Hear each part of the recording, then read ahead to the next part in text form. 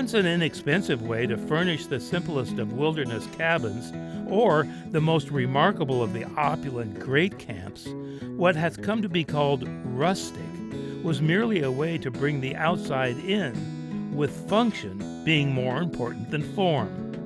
Thought to be more practical than beautiful, these creations found few places outside of the wilderness where all furnishings had to be smooth and sleek.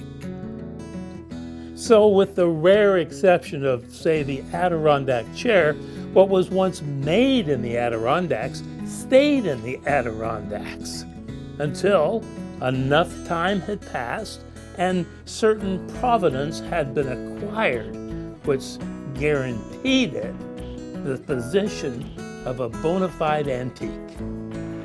One of the best places to experience the marriage of vintage and contemporary rustic is in Keene, New York, at the very feet of the high peaks of the Adirondack Mountains. Here, at Dartbrook Rustic Goods on State Route 9, co-owner Jay Haas and his team blend the old with the new in a swirl of talent and teamwork.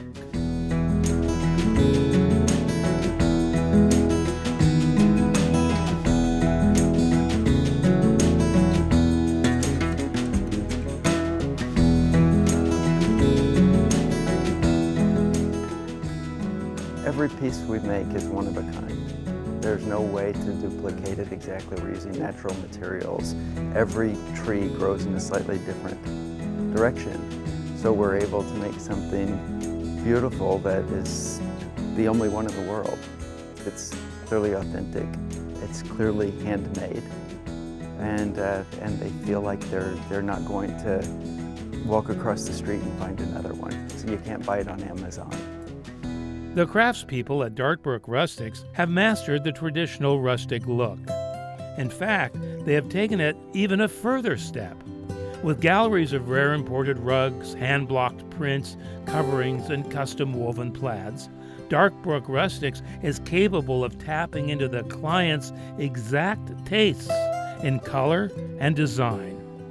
It is this attention to detail that has caught the eye of rustic living stylists from around the world. People who come into Dartbrook for the first time seem to be somewhat overwhelmed by the variety of things and pieces that are in here. There's all of the furniture that we make, the antiques that we mix into it. It feels uniquely Adirondack to them, and sort of in a way that they're not able to get out of even out of a museum, because it's set up in here like a house.